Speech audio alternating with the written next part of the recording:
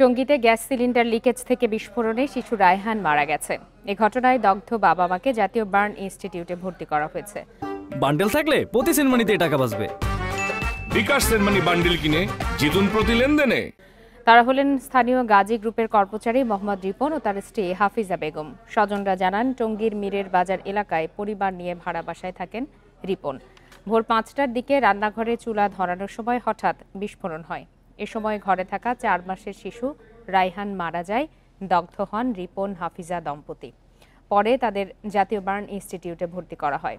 হাসপাতালটির আবাসিক চিকিৎসক ডাক্তার শাওন বিন রহমান জানান, দগ্ধ রিপনের শরীরের ৮০ এবং তার স্ত্রীর শরীরের ৭০% পুড়ে গেছে। দুজনের অবস্থায় আশঙ্কাজনক। তাদের রাখা হয়েছে আইসিইউতে।